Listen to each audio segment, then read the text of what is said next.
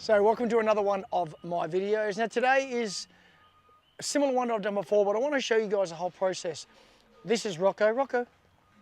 And Rocco walks on a Halti, well, doesn't actually walk on a Halti.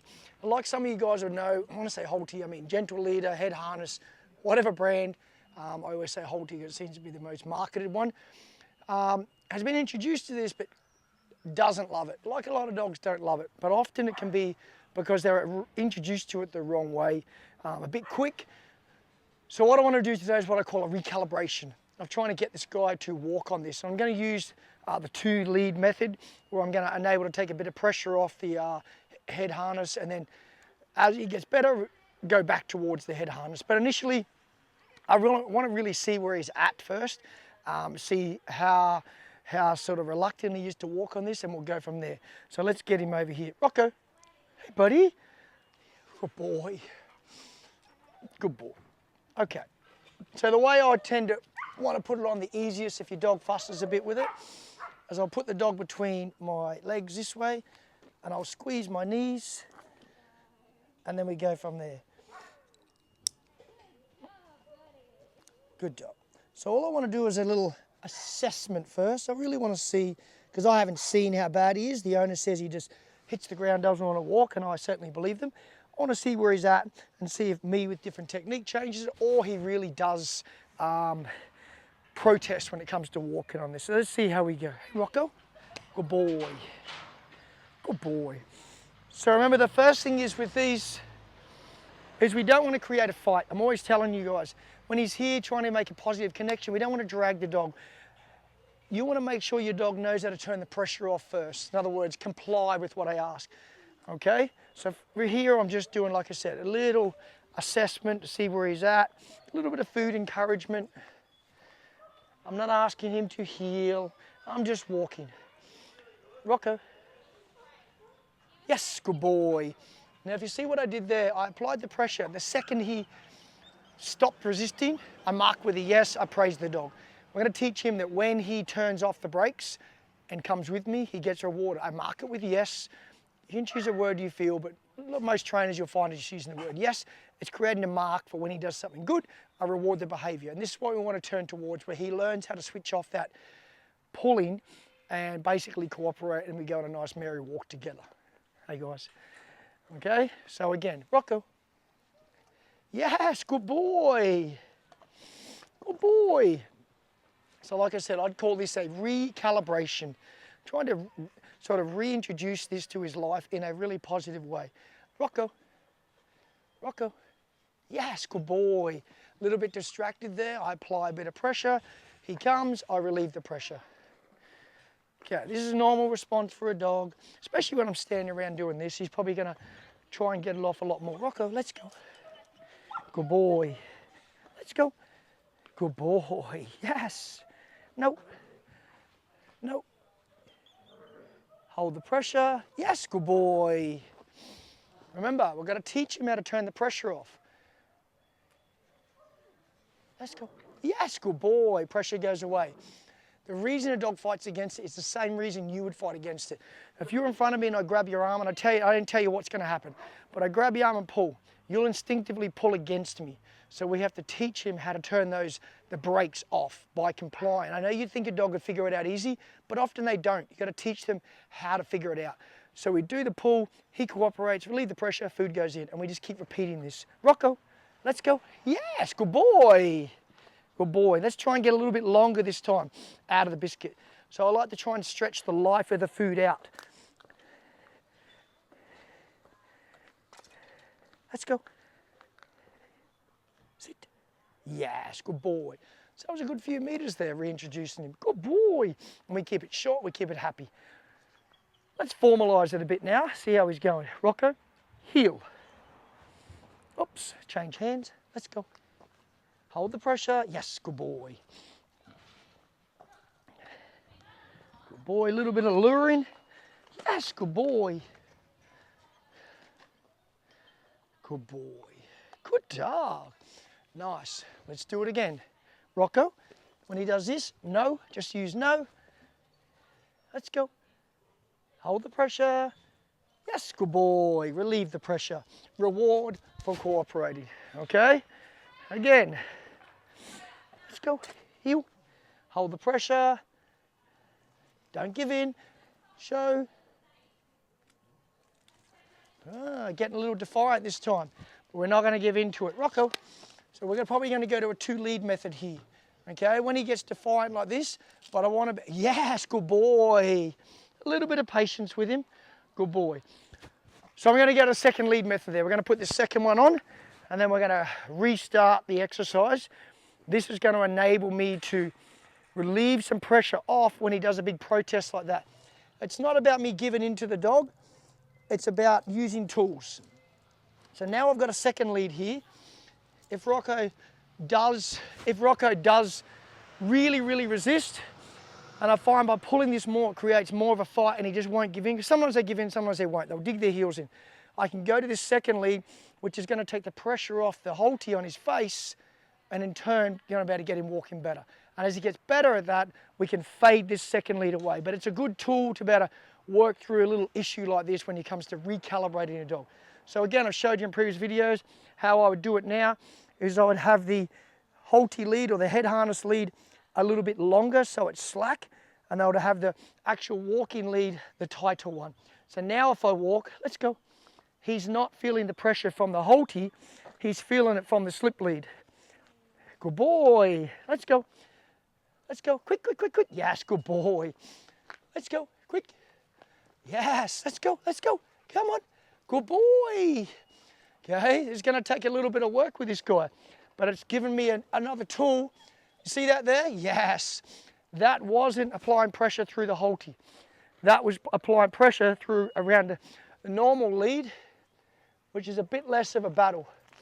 When he does this, this is the moments where people give up. Okay, Rocco, watch what I do. Hold the pressure. Yes, good boy. I'm not yank.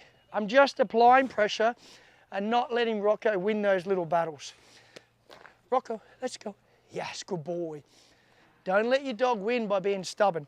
There's a line, don't get me wrong. We're not trying to be cruel. Rocco, heel. Yes, good boy. But we have to teach him. Yes, good boy. Yes. Let's go. Heel. Good boy. That. Yes, good boy. I need him to comply. So on that note, I'm going to give him a little break. I flip the Halti off. I take the slip lead off, and I let him have a chill out for a second. Good boy, and then we get back to it. Good boy. Okay, here we go. Back to it. Now, I've said this in a few videos. It's not about explaining myself, but I understand some people from certain worlds of dog training look at these methods and go, how could you pull pressure on that lead? You should just wait, food. If we use that method, I believe you're never going to get there, because this guy's just digging his heels in and going, I don't want to move. It's about not allowing him to have control of the situation, forcing compliance within reason. I'm not yanking the lead, I'm just holding the pressure. When he complies, a reward. And we have to work through these little battles. In dog training, a lot of the time, there's little battles between dog and you, and it's push back. Over time, you've got to win those battles. I think dog training's gone to the side of way too cautious of or reluctant to tell a dog off. All food, no lead pressure. Not everyone, but a lot. And I think it's leading to a lot of problems in dogs. Dogs ruling people's lives. So we need to sort of regain that control.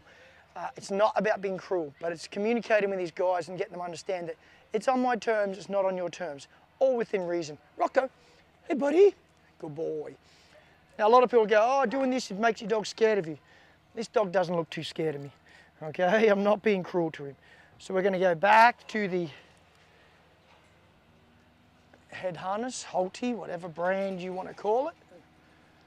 Put it on. And we're going to go to our second lead method.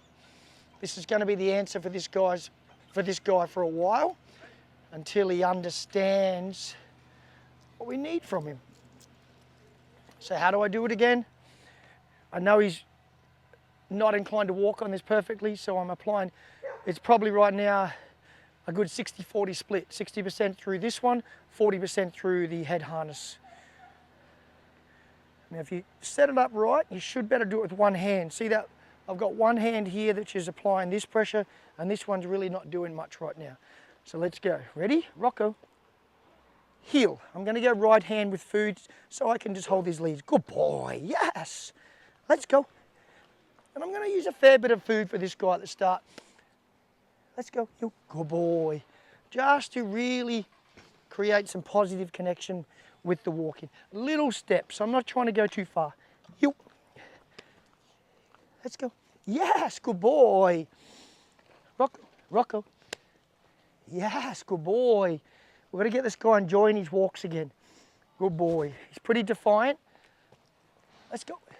We've got to don't let him win those little battles. Pressure. Do you know why a lot of people don't?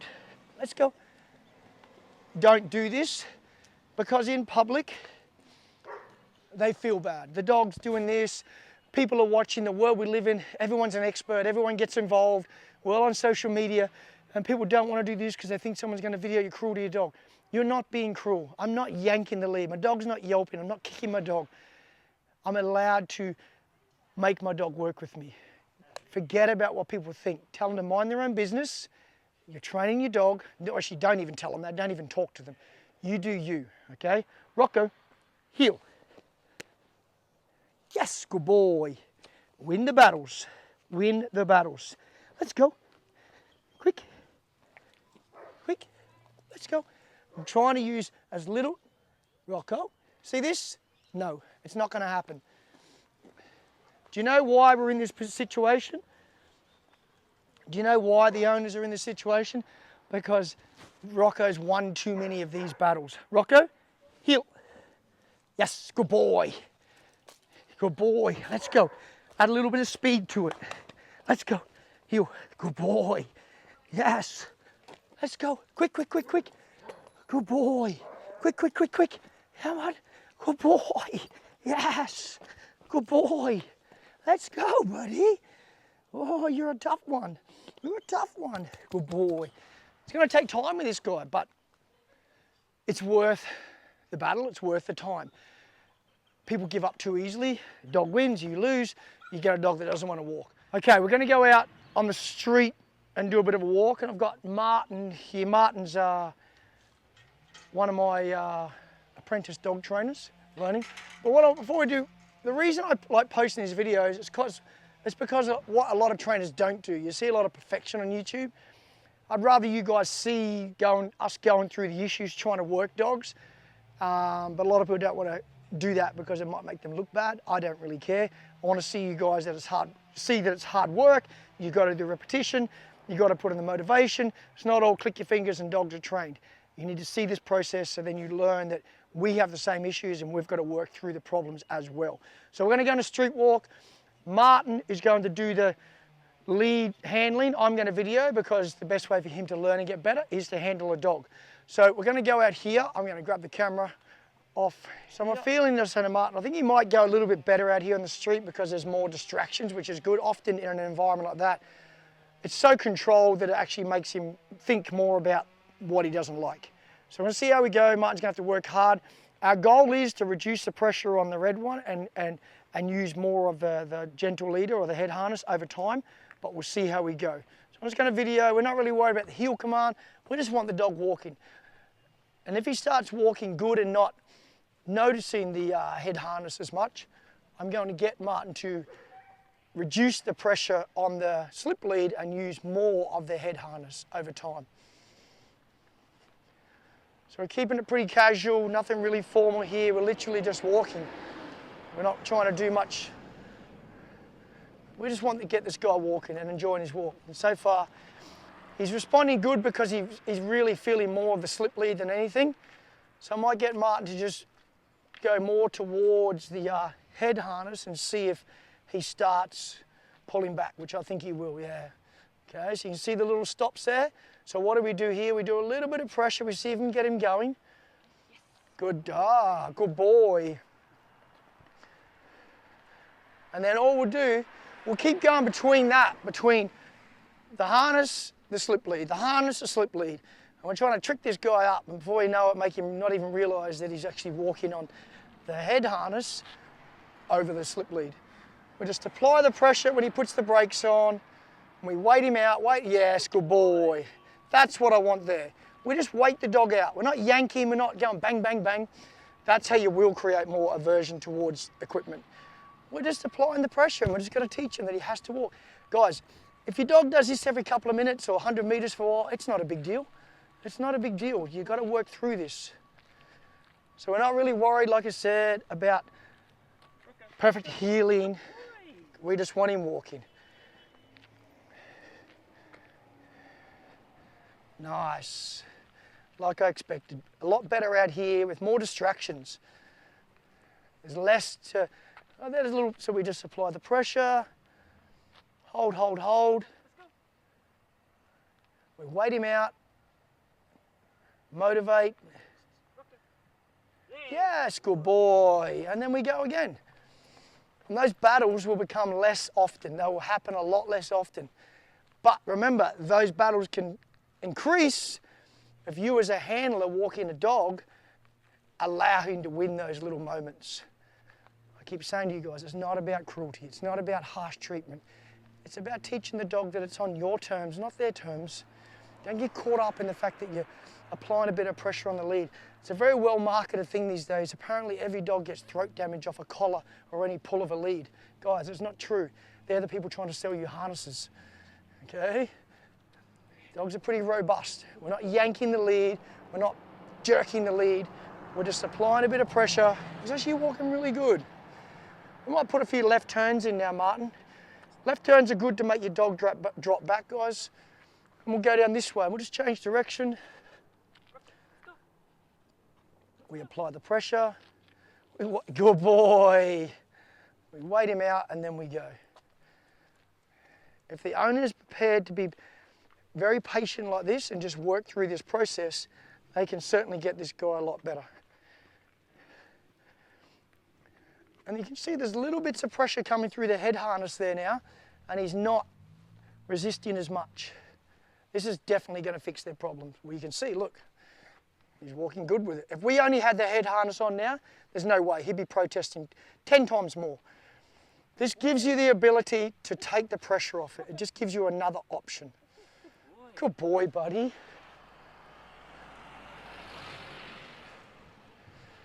How do we think Martin's going as the apprentice? Everyone on YouTube, give me some comments. He's doing good. Good. He's doing great. Much better. And you can see that the head harness is a lot more pressure coming through it now.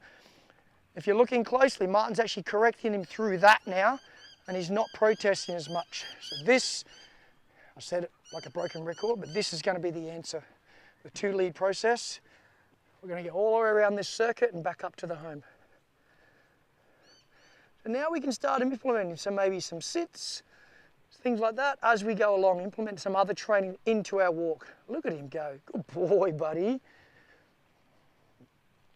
Look at that. See that? If you look closely, Martin actually gave a little slight correction through the halty there, the head harness, and he didn't protest. So the fading in of this is working really, really well. Beautiful. Way less protesting. What was it? It was way back over there the last time he protested, Martin. Yeah. Well, not for a couple of 100 metres now.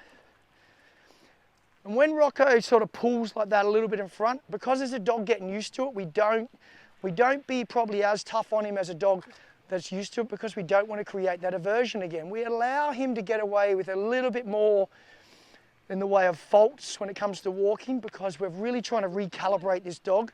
There you go. We can get stricter on him as he gets more comfortable. Beautiful. Much better.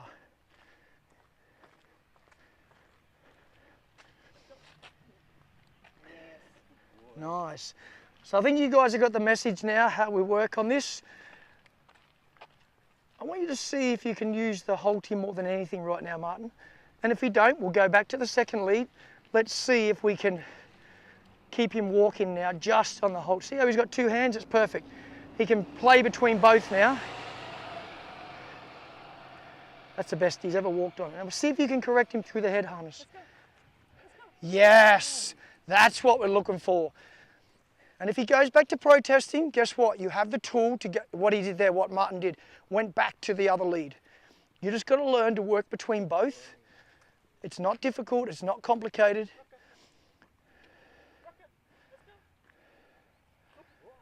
So in that case there, we did a little test, but it showed he's not quite ready for complete use of the head harness. And we know that now, so we go back to more on the first lead. We take the pressure off. It's a matter of you as an owner just figuring that out. Is my dog ready? Is he not ready? And then eventually you go back to the head harness. But don't rush these steps. Remember, take your time.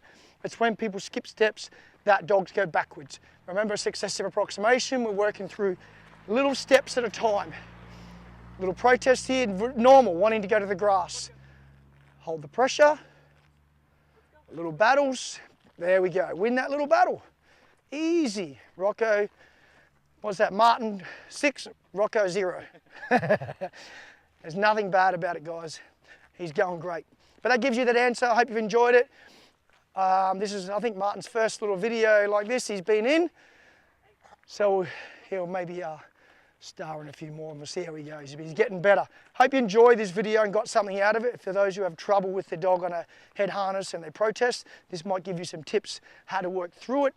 And as usual, if you enjoy what we're doing, a subscribe, a like, a share is much appreciated. Until next time. See you, Martin. Thank you. No worries at all. Good job, buddy. Good job. See you guys.